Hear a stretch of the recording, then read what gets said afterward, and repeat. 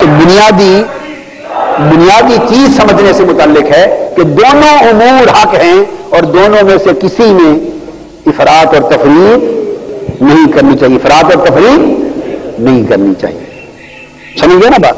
اب ہماری اس دور کی شومی قسمت کیا کہ جب ہم یہ بات کرتے ہیں کہ اسباب اور وسیلے اور واسطے حق ہیں، ان سے برکات حاصل کرنی چاہیے، جب یہ بات کرتے ہیں تو جو لوگ اسباب اور وسیلوں کو نہیں مانتے وہ کہتے ہیں یہ بریلوی ہیں.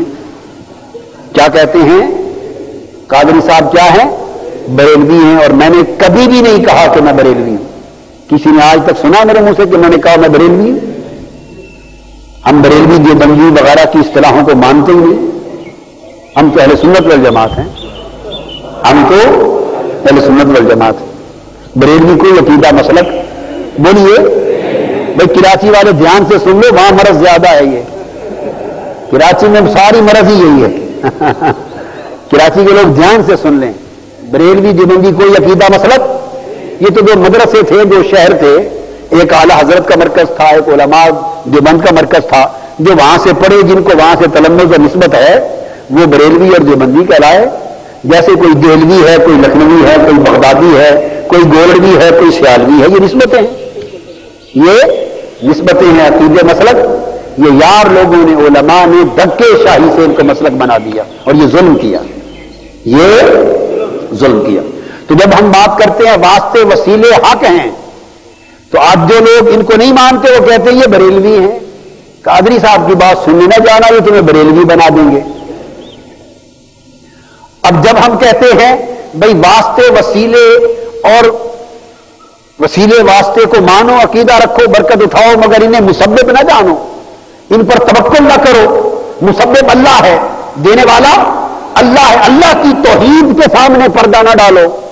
واسطے وسیلے بھی مانو، مگر توکل تکیہ استمداد میں اللہ کی ذات پر رکھو. جب ہم دھیان اللہ کی طرف کراتے ہیں تو ہمارے دوسرے یار لوگ کہتے ہیں یہ تو وہابی ہیں.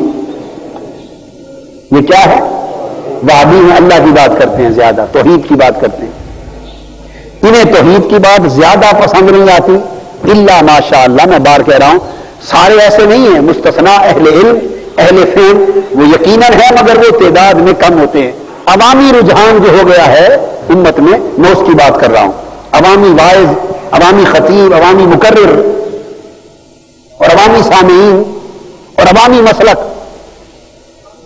کیا؟ اور عوامی تحریک. تو میں اس عوامی مسلک کی بات کر رہا ہوں جو جس کا پھیلاؤ ہو گیا ہے. عام جو بعض خطاب ہوتے پھرتے ہیں تو وہ کہتے ہیں کیونکہ یہ توحید کی بات کرتے ہیں قادری صاحب، اور اللہ اللہ کا ذکر بہت کرتے ہیں اور کراتے ہیں لوگوں کو، اور فرق رکھتے ہیں کہ سبب اور مسبب میں فرق کرو، اللہ پر توکل کرو، دینے والا اللہ کو جانو، انبیاء اولیاء کو واسطہ وسیلہ جانو. تو ہم تو بہت آگے تک پہنچے ہوئے ہیں، یہ ہمیں پیچھے کھینچتے ہیں. ہم تو بہت آگے تک پہنچ گئے ہیں، یہ ہمیں پیچھے کھینچتے ہیں. وہ کہتے ہیں یہ وہابی ہیں، ان کے پاس نہ جانا، تمہارا عقیدہ خراب کر دیں گے. یہ جمہور اہل سنت کے مسلک کے مطابق نہیں.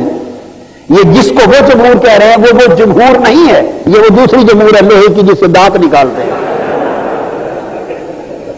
جس سے لوگوں کو جبرے زخمی کر دیتے ہیں. یہ وہ جمہور ہے، لوہے والی جمہور ہے.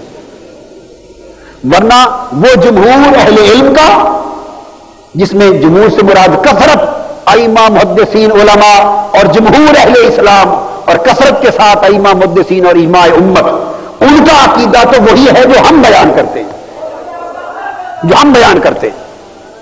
جمہور اہل اسلام جو ہے وہ تو وہ عقیدہ ہے جو ہم بیان کرتے ہیں.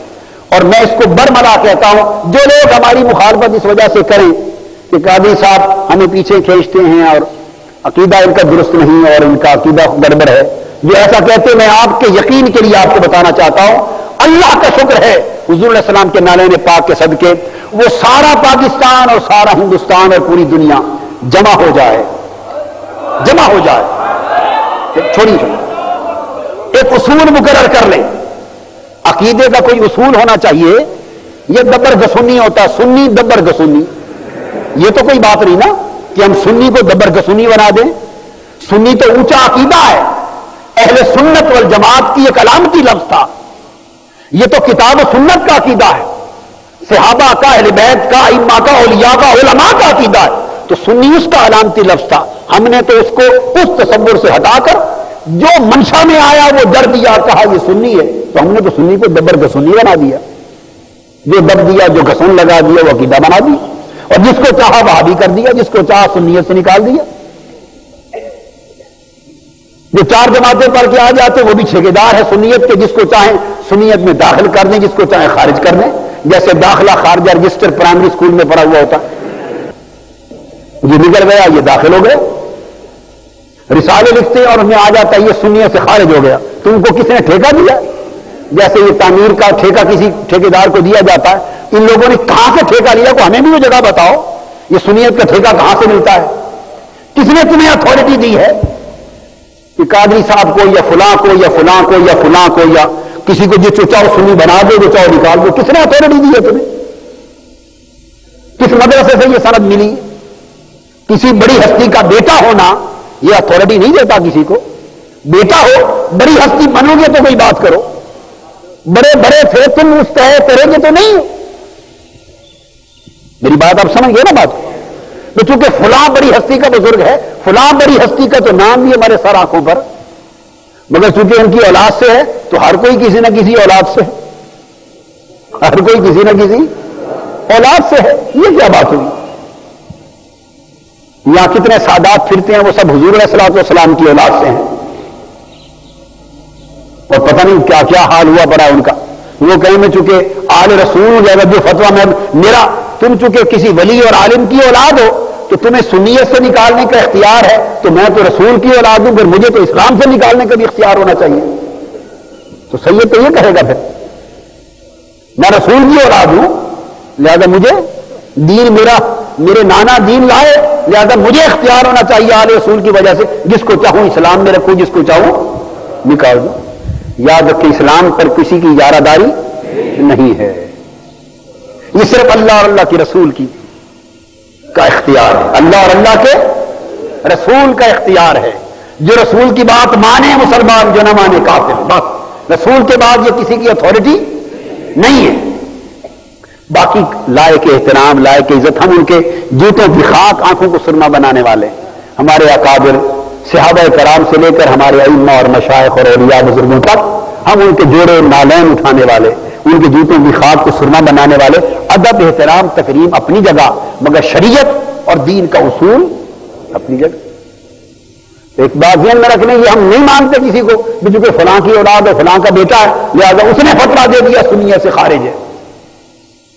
یہ بات اس نے اس کو خارج کر دیا، یہ اس کو خارج کر دے گا. ہماری تو اللہ کا شکر ہے کہ عادت نہیں ہے کسی کو خارج کرنے کی. ہم تو محنت سب کو داخل کرنے کی کرتے ہیں، خارج کرنے کی کرتے ہی نہیں. ہماری محنت تو یہ ہوتی ہے، ہمارا تو کوشش ہوتی ہے کہ جتنے وہ داخل ہو جائیں، جتنے داخل ہو جائیں، خارج کرنے کی کوشش نہیں کرتے.